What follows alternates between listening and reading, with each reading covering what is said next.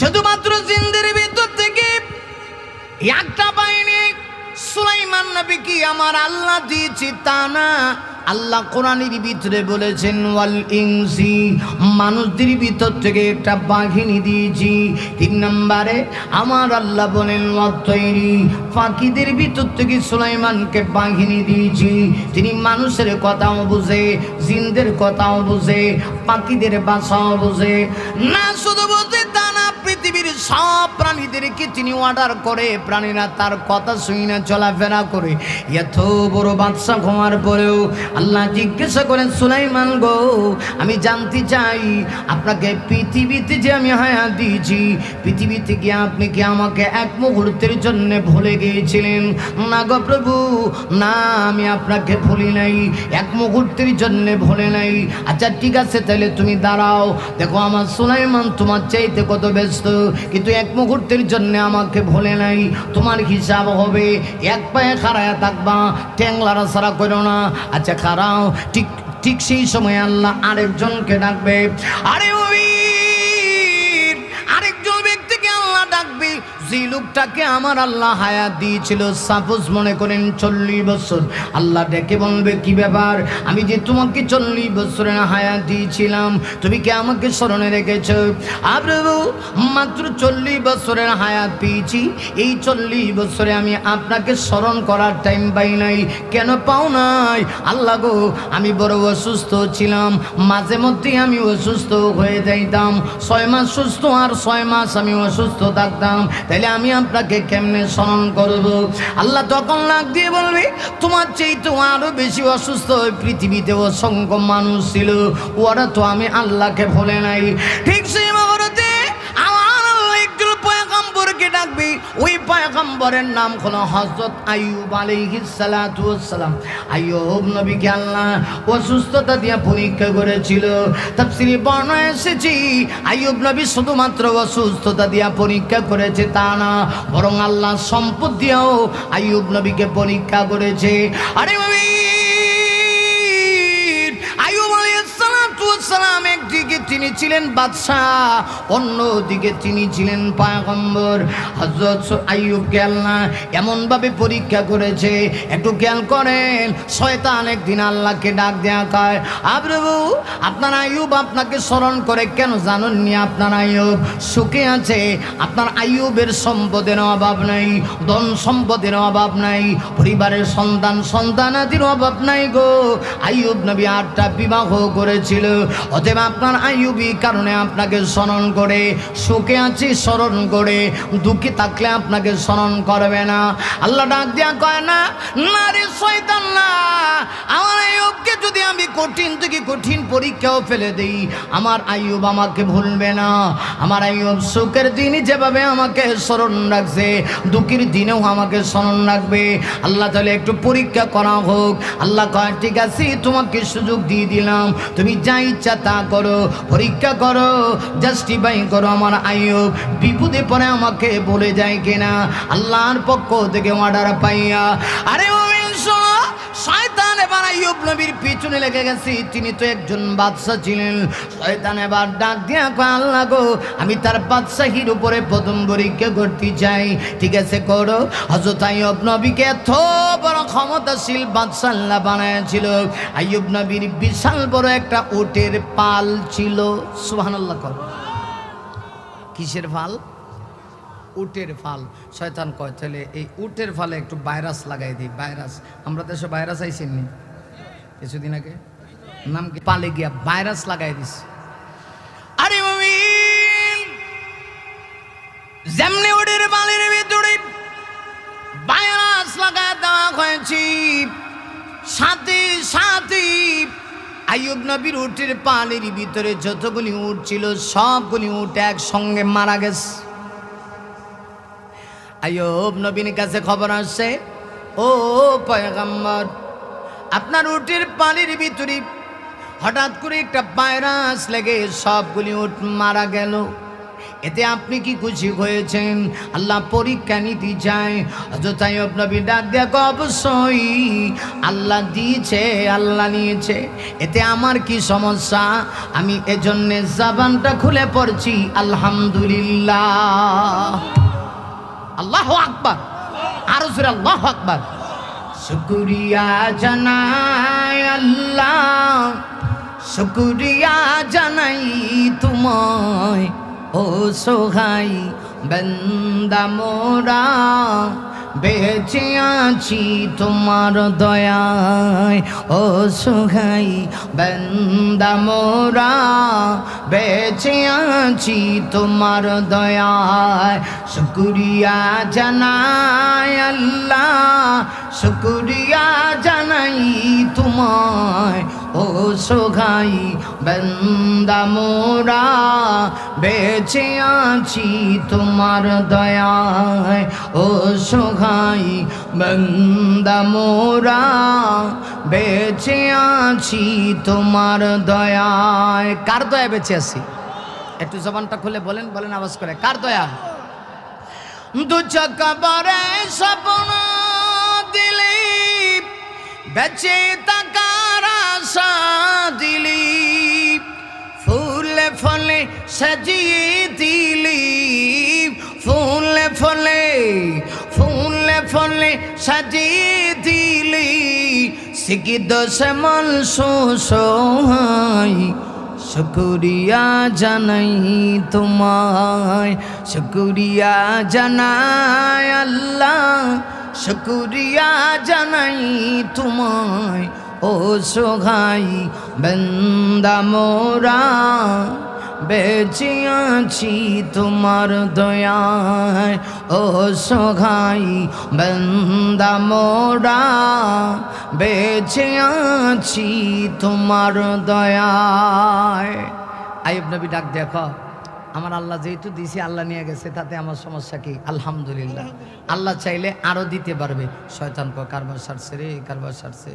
আইয়ুবের তো কোনোভাবে আল্লাহ থেকে গাফেল করানো যায় না।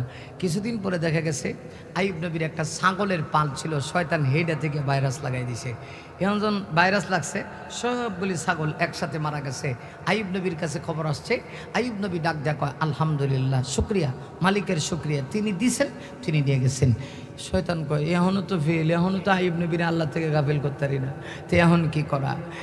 এরপরে দেখা গেল আইয়ুব আলাইহিস সালাতু ওয়াস সালাম যে এলাকার তিনি মানে প্রধানমন্ত্রী ছিলেন, মানে বাদশাহ ছিলেন, এই এলাকাতে কৃষি হইতো বেশি, কৃষি। তো অনেক দান একটা খাদ্য মন্ত্রণালয়ে তহবিলে জমা করে রাখা হয়েছে। এত পরিমাণ দান, এইগুলি মানুষ খাইলে অন্তত 350 বছর রাষ্ট্রের মানুষ খাইতে পারবো। শয়তান করছে কি, এটার ভিতরে গিয়ে আগুন ধরাই দিছে, কিন্তু সব দান পুরা শেষ। আইয়ুব নবীর কাছে খবর আসছে, কয়ও এখন কি করবেন? আইয়ুব আলাইহিস সালাম ডাক দেখো, আলহামদুলিল্লাহ, আমি এমন আল্লাহর প্রতি বিশ্বাস করি না যে আল্লাহ খাওয়াইতে পারে না, তিনি যে কোনো অবস্থাতেই বান্দাকে রিজিক দিতে পারে। সুবহানাল্লাহ। আইয়ুব নবী পরীক্ষায় তো এখনো দেখা যায় শয়তান দেখতেছে, আইয়ুব নবীকে ফিল করা যাচ্ছে না, তো এখন কি করা?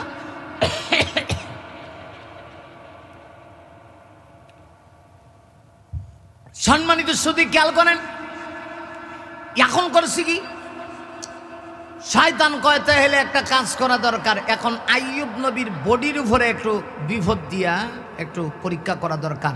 আল্লাহ একটু অসুস্থতা দেন না, আইয়ুবরে একটু অসুস্থতা দিয়ে দেন। আল্লাহ আইয়ুব নবীর একটা অসুস্থতা দিয়েছেন, এটার নাম হলো কুষ্ঠরোগ। নাম কি? কুষ্ঠরোগী। হ্যাঁ, এমনভাবে এই রোগ তাকে আক্রান্ত করছে, পুরা দেহের ভিতরে পছন্দ হতে শুরু হয়ে গেছে। আল্লাহু আকবার। কিন্তু আইয়ুব নবী আল্লাহরে এক মুহূর্তের জন্য ভুলে না। অবস্থায় এমন পর্যায়ে গেছে, শেষ পর্যন্ত এই দেহ পর্যা একটা দুর্গন্ধ সৃষ্টি হয়ে গেছে। ওনার স্ত্রী ছিল কয়জন? 8 জন। কয়জন? 8 জন। এই 8 জনের ভিতরে 7 জন আইসা স্বামীরে ডাক দেখো, স্বামী গো, আপনার তালাক দেওয়ান লাগতো না, আমরাই আপনারা তালাক দিয়ে জায়গা বিদায় দেন। 7 জনে যাইতো গা। আর একজনের নাম ছিল হযরত বিবি রহিমা। রহিমা বংশধারী মহিলা ছিল। কথায় আছে, জাতের মেয়ে কালো ভালো, নদীর জল ঘোলাও আওয়াজ শোনা। এই পৃথিবীতে তোমাদের কি ফলো যদি করতে হয় রে মা, আমার মা রহিমাকে তোমরা ফলো করো গো মা। কেমন স্বামী ভক্ত মমিন রে। রহিমা সি ডাক দিয়া কয়, স্বামী গো, আগো স্বামী, আপনাকে সবাই ছেড়ে চলে যেতে পারে গো, কিন্তু আমি ছেড়ে চলে যাব না।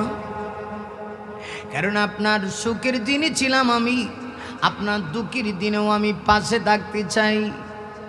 আমাদের সমাজেও দেখবেন মা বোনেরা, আপনাকে ছোট করার জন্য বলছি না। আপনার স্বামী যখন সুখী, টাকা পয়সা অর্থবিত্ত আছে, আপনি স্বামীর পাশে থাকেন, স্বামীকে ফার্ম দেন। কিন্তু যখন টাকা পয়সা সব হারায়, স্বামী এখন রাস্তার ফকির, আপনি স্বামীকে পরিচয় দিতে পারেন না। মা গো, কিয়ামতের কঠিন ময়দানে কিন্তু আল্লাহর সামনে তোমাকে দাঁড়ানো লাগবো। ঠিক নেই? আরো জোরে কোন। আরে ওই আইয়ুব নবীর মোট 8 জন স্ত্রী ছিলেন, 7 জন স্ত্রী বিদায় নিয়ে চলে গেল গো, কিন্তু রহিমা যাইতে রাজি না। রহিমা এমন বংশধারী মহিলা, তাফসীরের একটি বর্ণনা এসেছে, রহিমা হলো ইউসুফ পয়গম্বরের বংশধর ছিলেন। ইউসুফ পয়গম্বর, যে ইউসুফ নবী কি আর আল্লাহ তাম পৃথিবীর 16 আনা সৌন্দর্যের ভিতরে 12 আনা সৌন্দর্য দান করেছে। এখন আপনাদের প্রশ্ন হতে পারে, ইউসুফ নবী কি আমার নবীর চাইতে বেশি সুন্দর? না রে মুমিন না। ইউসুফ নবীর সৌন্দর্য তার একটা বর্ণনা আছে রে। আমার নবীকে আল্লাহ এত সুন্দর করে বানাইছে, আমার নবীর সৌন্দর্যতার কোনো বর্ণনা দিয়া পৃথিবীর কেউ শেষ করতে পারবে না। ঠিক কিনা? আকাশ হতে চাঁদ নেমেছি মা আমিনার কোলে, আধার রাতে উঠল যেন চাঁদের ছেরাগ ঝোলি, চাঁদের ছেরাগ ঝোলি। আকাশ হতে চাঁদ নেমেছি মা আমিনার কোলে, আধার রাতে উঠল যেন চাঁদের ছেরাগ ঝোলি, চাঁদের ছেরাগ ঝোলি। গুলশানে আজ বুলবুলিরা গাইছে শিরিন কালাম, তমাম জাহান নবীর তোরে, তমাম জাহান নবীর তোরে জানাই লাখো সালাম। বলেন না, জানাই লাখো সালাম। আকাশ হতে চাঁদ নেমেছি মা আমিনার কোলে, আধার রাতে উঠল যেন চাঁদের ছেরাগ ঝোলি, চাঁদের ছেরাগ ঝোলি। আধার রাতে উঠল যেন চাঁদের ছেরাগ ঝোলি, চাঁদের ছেরাগ ঝোলি। আল্লাহু আকবার। এই পৃথিবীর সকল নবীদের সৌন্দর্যতার একটা বর্ণনা ছেড়ে মুমিন, কিন্তু আমার নবীর সৌন্দর্যতার বর্ণনা নাই। শুনে রাখো, একজন মানুষ পৃথিবীতে যত সুন্দর হোক, এত তাড়াতাড়ি কিন্তু নিজের স্ত্রী তার স্বামীর প্রশংসা করে না। বুঝছে না কথা কর? হ্যাঁ, আপনি এত তাড়াতাড়ি স্ত্রীর পক্ষ থেকে আপনি প্রশংসা পাইতেন না। আমরা যে ওয়াজ করি, এই জন্য আমার এক উস্তাদ পড়াই থেকে বলতেন, বাবারে, মানুষ 3 জায়গায় দাম পানা, এর মধ্যে এক জায়গা হলো বউর কাছে স্বামীর দাম নাই। আপনি যত বড় বক্তা হন, সারা দেশে গেলে হুজুর একটু পানিটা ভরে দেন, সেদি হুজুর তেল ভরে দেন, কিন্তু আজ পর্যন্ত আমার 8 বছর বিয়ার বয়স, আমার বউ একদিন কইছে না, একটু হুজুর সাহেব একটু তেলটা ভরে দিন, সেদি কথাকে বুঝতেছেন না? অসুবিধা হইতেছে, একটু জব দিয়ে। তাহলে বোঝা গেল আপনি যত বড় ব্যক্তি হন না কেন, এত তাড়াতাড়ি 3 জায়গায় দাম পাবেন না। এর ভিতরে একটা জায়গা হলো স্ত্রীর কাছে। স্বামী যত বড় ব্যক্তি হোক না কেন, স্ত্রীর কাছে কিন্তু দাম নাই। চেয়ারম্যান সাহেব চেয়ারম্যানগিরি বাহিরে চলে ঘরে গেলে বিলায় বই দেয়। কথা কন না কা? এটা বালা বোর সামনে গেলে বাঘগিরি দেখাই নেই, বিলে তখন বালা, তাহলে ভালোবাসা বেশি পাইবেন। ঠিক কেনা কন? আমার নবী এত স্মার্ট, আমার নবী রহমতের নবী রে মুমিন এত সুন্দর। আমার আম্মা জান, আমার ছোট আম্মা জানা আছে সিদ্দিকা বলেন, পৃথিবীর মানুষ রে শোনা, লানা শামসুন ওয়ারিল আফাক শামসুন। ওরে পৃথিবীর মানুষ শোনো, পৃথিবীর সকল মানুষের একটা সূর্য আছে, আর আমি আয়েশার পার্সোনাল একটা সূর্য আছে। পৃথিবীর সকল মানুষের সূর্য উদয় হয় ফজরের নামাজের পরে, আর আমি আয়েশার সূর্য উদয় হয় পার্সোনাল সূর্য উদয় হয় আয়েশার নামাজের পরে। এর অর্থ হলো আমার মা বুঝাইতে চায়, রহমতের নবী এশার নামাজ পড়ে যখন আমার হুজরায় তাশরিফ আনে, আমার মা আম্মা জান বলেন, আমি আমার স্বামী রহমতের নবীর চেহারার দিকে একবার তাকাই, আর আকাশের দিকে তাকাই, তাকায় দেখি রে আমার স্বামীর চেহারার কাছে আকাশের পূর্ণিমার 4টা কোটি বার হার বানাইছে।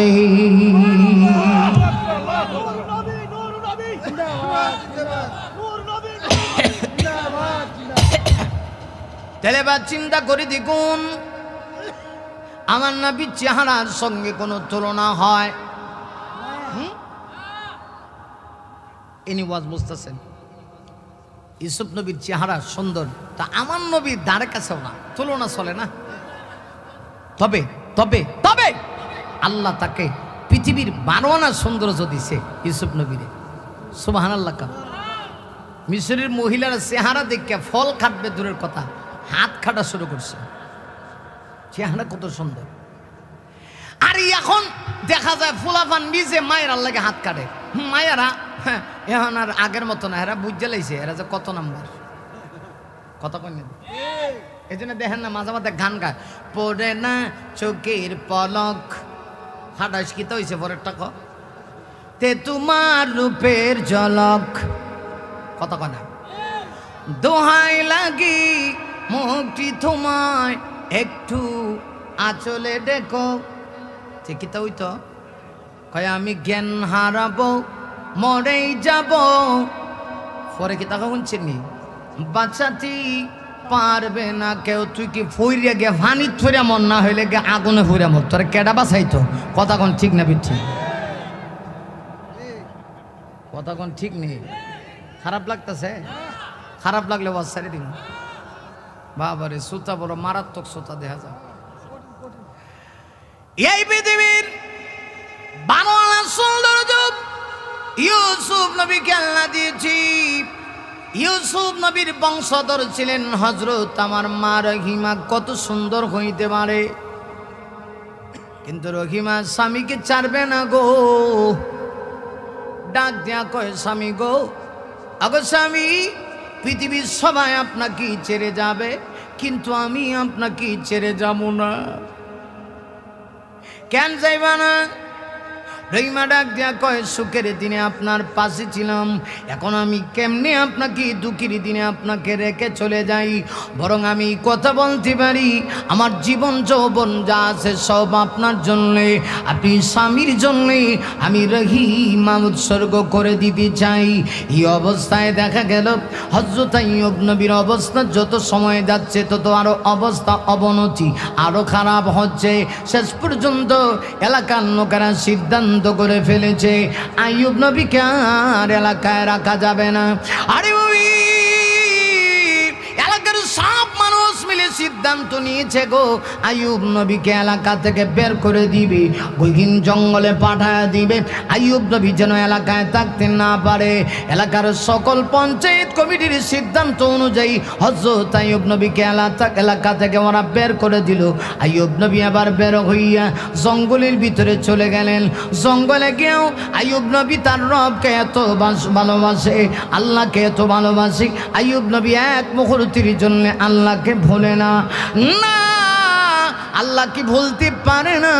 কারণ আল্লাহ তো পরীক্ষা নেয়। আল্লাহ নিজে বলেছেন, ওয়ালানাবলুওয়ান্নাকুম বিশাইইম মিনাল খাউফি ওয়াল জু'i ওয়া নাকসিম মিনাল আমওয়ালি ওয়াল আনফুসি ওয়াত তামারাত ওয়া বাশশিরিস সাবিরিন।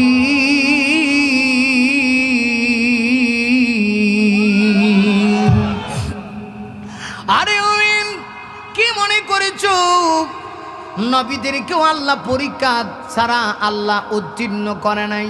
তুমি আমি পরীক্ষা ছাড়া বুঝি জান্নাতে চলে যাবো? এত সোজা না রে মুমিন। আল্লাহ বলেন অবশ্যই, ওয়ালানাবলুওয়ান্নাকুম, অবশ্যই অবশ্যই আমি তোমাদেরকে পরীক্ষা করব। আরে মুমিন, আল্লাহ বলেন বিশাইন, কিছু বস্তুর পরীক্ষা আমি আল্লাহ তোমাদের থেকে নিব। এক নাম্বার হলো মিনাল খাউফি, আমি আল্লাহ ভয় দিয়ে তোমাদের থেকে পরীক্ষা নিব। মাঝে মধ্যে ভয় দিব, দেখবো ভয় আসলে তুমি আমাকে ভুলে যাও কিনা। দুই নাম্বার হলো আল্লাহ বলেন ওয়াল জু'i, আমি আল্লাহ তোমাদেরকে ক্ষুধা দিয়ে আমি পরীক্ষা করব। মাঝে মধ্যে পেটে খাবার থাকবে না গো, আমি দেখবো তোমরা আমাকে কতটুকু মহব্বত করো।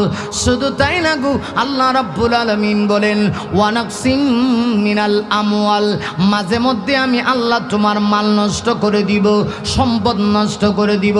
ফল ফুট যা দিয়েছিলাম রিজিক হিসাবে ওয়াত্তামারাত, আমি আল্লাহ সব কিছু নষ্ট করে দিব। মুমিন রে, এত কিছু নষ্ট করে দেওয়ার পরে আমি আল্লাহ তোমাকে দেখবো তুমি বিপদে ধৈর্য ধারণ করো কিনা। যদি ধৈর্য ধারণ করো, আল্লাহ বলেন ওয়াবাশশিরিস সাবিরিন, তাহলে সুসংবাদ গ্রহণ করো। সবর যারা করবা তারা সুসংবাদ গ্রহণ করো। আরে মুমিন দেখো, হযরত আইয়ুব নবী এত বড় বিপদে পড়ে এলাকা ছেড়ে দিলেন, নিজের বাদশাহী চলে গেল। দেহের ভিতরে পরীক্ষা আসলো, কুষ্ঠরোগে আক্রান্ত হয়ে আইয়ুব নবী জঙ্গলে চলে গেলেন। আরে আইয়ুব নবী জঙ্গলের ভিতরে গিয়েও আল্লাহকে এক মুহূর্তের জন্য ভোলে না। প্রতিটা সেকেন্ডে প্রতিটা মুহূর্তে আইয়ুব নবী আল্লাহকে স্মরণ করে। মুমিনরা একটু খেয়াল করো, এবার আমার আল্লাহ আইয়ুব নবীকে আরো বেশি কঠিন থেকে কঠিন পরীক্ষা নিতে চায়। আইয়ুব আলাইহিস সালাতু ওয়াস সালামের স্ত্রী আইয়ুব নবীকে মারাত্মকভাবে সহযোগিতা করে। এত সহযোগিতা, একদম স্বামীর কাছে তাকে একটুকু নড়াচড়া করে না, প্রয়োজন ছাড়া কোথাও যায় না। এমনকি চেহারার ভিতরে যে কুষ্ঠরোগ স্ত্রী সেটাও মাঝে মধ্যে ভুলে যায়। নিজের জিহ্বা দিয়া স্বামীর এই দেহটা পরিষ্কার করে দেয়, পরিষ্কার করে দেয়। একটুকু দুর্গন্ধ রহিমা নাকের ভিতরে লাগে না। কতটুকু ভালোবাসে গো। ও মা, তুমি একটু খেয়াল করো। রহিমা তোমার মতো মা ছিল রহিমা। রহিমা তার স্বামীকে কত ভালোবাসে। কিছুদিন পরে একটা বিপদ হয়ে গেল। রহিমা চিন্তা করছে আমার স্বামীর সব শেষ হয়ে গেল। অর্থনৈতিকভাবে আমার স্বামী ছিল হিরো, এখন জিরো হয়ে গেছে। এখন কি করব? মাথায় ছিল চুল। ওই যুগে সুন্দরী মহিলারা চুল বিক্রি করে জীবিকা নির্বাহ করত। হযরত রহিমা তার মাথার চুলগুলি শেষ পর্যন্ত স্বামীর জন্য বিক্রি করে দিলেন। বিক্রি করে দিয়া স্বামীর চেহারা একটু হাসি ফোটানোর জন্য রহিমা যখন রওনা করেছে, আরে ঠিক সে মুহূর্তে শয়তান এখনো পিছারে না। শয়তান আইয়ুব নবীকে ডাক দিয়া আইয়ুব গো, খবর রাখছেননি আপনি এত কষ্টের ভিতরে পয়গম্বর, এরপরেও আপনি হারাম খান না, কিন্তু আপনার স্ত্রী নিজের স্ত্রী এলাকায় গিয়ে আপনাকে খুশি করার জন্য চুরি করছে। চুরি কইরা এলাকার মানুষ চুরির মধ্যে ধরা পড়ার কারণে আপনার স্ত্রীর মাথার সবগুলি চুল একদম কেটে দিছে। যদি বিশ্বাস না হয় আসলে পরে দেখবেন মাথার কাপড় সরায়া রহিমার মাথায় একটাও চুল নাই। হযরত আইয়ুব নবী বিশ্বাস করে ফেললেন। সত্যি এসে যখন রহিমা আসলো, মাথার কাপড় যখন সরাইলেন, আরে মুমিন খেয়াল করো, যেই মুহূর্তে মাথার কাপড় সরাইছি। আইয়ুব নবী দেখে সত্যি তো রহিমার মাথায় কোনো চুল নাই। হযরত আইয়ুব নবীর রাগান্বিত হয়ে ডাক দিয়া কয়, শোনো গো, আমি তোমাকে 100 বেতের আঘাত করব, 100 বেতের আঘাত করব। পয়গম্বররা সেই কথা বলে, এই কথা যদি বাস্তবায়ন না হয় এদেরকে কাফারা আদায় করতে হয়। একটু পরে জিবরিল এসে আইয়ুব নবীকে ডাক দেখো, আইয়ুব গো কি করলেন? আপনি জানেন না আপনার স্ত্রী আপনাকে কত মহব্বত করে, আপনার স্ত্রী হারাম পথে যাইতে পারে না, আপনাকে শয়তান এসে খবর দিয়েছে। এখন কি করব? একটা কাজ করেন পয়গম্বর, তো আপনার কথা যদি মুখ দিয়ে বের হয়ে যায় আদায় না করলে কাফারা দিতে হবে। একটা কাজ করেন, 100 বেত এক জায়গায় করি আপনি হালকা করে একটা আঘাত দিয়ে দেন, তাহলেই তো আপনার কথা আদায় হয়ে যাবে। একটু চিন্তা করে দেখেন কেমন স্ত্রী আর কেমন স্বামী, একটু লক্ষ্য করে দেখুন। আরে এরপরও আমার আল্লাহর পরীক্ষা শেষ হয় না গো। আইয়ুব নবীর অবস্থা যত সময় যায় তত খারাপ হইতে আছে। শেষ পর্যন্ত দেখে গেল আইয়ুব নবীর পুরা দেহটা এমনভাবে পচে গেল, শরীরের হাড্ডিগুলি সবগুলি বের হয়ে গেল, হাড্ডি গুস্ত সব কিছু আলাদা হয়ে যাচ্ছে। হযরত আইয়ুব নবী এর পরেও একটা দিন আল্লাহর না খুশি নয়, আল্লাহর প্রতি তার কোনো নারাজি নয়। আইয়ুব নবী মাঝে মধ্যে নিজের হাত দিয়া পোকাগুলো এনে দেহের সঙ্গে লাগায় দেয় আর কয়, খা খা রে খা, ইচ্ছা মতে খা, কারণ আল্লাহ তোকে সুযোগ দিয়েছে। আমার আল্লাহ যেটা পছন্দ লাগে রে, আমি আইয়ুবের সেটাই পছন্দ হয়। এরপরেও পরীক্ষা শেষ না। আইয়ুব নবীর কিছুদিন যাওয়ার পরে হঠাৎ করে একদিন এমন অবস্থা হয়ে গেল, আইয়ুব নবী তাকায় দেখে শুধু বডির ভিতরে পছন্দ ধরেছে তা না, জিহ্বার ভিতরে পছন্দ হতে শুরু করছে। যেমনি জিহ্বার ভিতরে পছন্দ হতে শুরু করছে গো, আইয়ুব নবী তখন আর নিজেকে কন্ট্রোল করতে পারলেন না। সূরা আম্বিয়া আয়াত। আরে আইয়ুব আলাইহিস সালাতু ওয়াস সালাম তখন আল্লাহকে ডাক দিয়া বলেন, ওয়া আইয়ুবা ইয নাদা রাব্বাহু আন্নী মাসসানি আদ-দুর ওয়া আনতা আরহামুর রাহিমিন।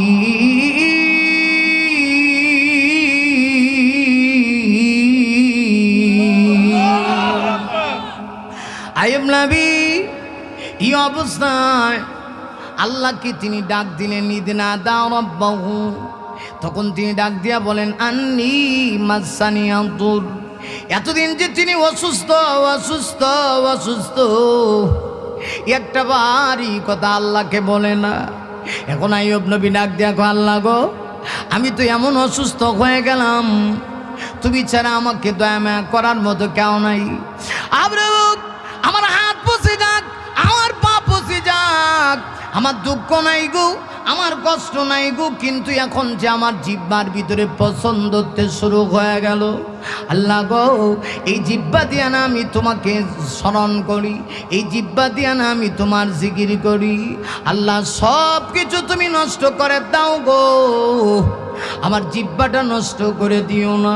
যেমনি আইয়ুব নবী কথা বলেছে, আমার আল্লাহর কুদরতি দুনিয়ায় জুস মারছে, ফাস্তাজাবনা লাহু ফাকাশাফনা মা বিহি মিন দুর। আইয়ুব নবীর এই কথার সাথে সাথে তিনি জবাব দিলেন, হযরত জিবরিল কি আমার আল্লাহ পাঠায় দিলেন। আল্লাহ কয়, জিবরিল দৌড়ায় যাও, আমার বন্ধু আমার মহব্বতী অনেক পরীক্ষা দিয়েছে, আমি আজ পরীক্ষা নিতে চাই না, আমি দেখতে চেয়েছিলাম আইয়ুব বিপদে পড়ে আমাকে স্মরণ করে কিনা। যাও রে জিবরিল, আমার আইয়ুবের কাছে বগরতি যাও, গিয়ে আইয়ুবকে বলো আইয়ুবের পায়ের নিচের যে আইয়ুবের পায়ের নিচে যে মানুষে দেখেন না, পায়ের নিচে এটাতে কি কয়, গোড়ালি, গোড়া গোড়া বলেন আর গোড়ালি বলেন, হ্যাঁ, ট্রাক্টর নিচে এটাকে যেটাই বলেন। হযরত জিবরিল এসে আগমন করে ডাক দেয়া কয়, যাও। আল্লাহ পাক কয়, জিবরিল আমার বন্ধু আইয়ুবকে বলো পায়ের গোড়ালি দিয়া জমিনে যেন একটু আঘাত করে। সুবহানাল্লাহ। জিবরিল ডাক দেখ, আল্লাহ গোড়ালিতে তো কিচ্ছু নাই, কেমনে আঘাত করব? নাই তো, এটা তো খালি হয়ে গেছে, খাই লাইছে, কুষ্ঠরোগে আক্রান্ত করে, এটাও শেষ। আল্লাহ তখন ডাক দেখো, জিবরিল এটা আমার অর্ডার, বলো একটু করতে। জিবরিল আইয়ুবকে একটু বলো, পায়ের কুড়ালি দিয়ে জমিনের ভিতরে আঘাত করছি। আল্লাহ রাব্বুল আলামিন এই কথা ওই সূরার ভিতরে, সূরা সাদের ভিতরে উল্লেখ করেছেন, উরকুদ বিরিজিলিকা হাদা মুগতাসালুম বারিদু ওয়া শারাব।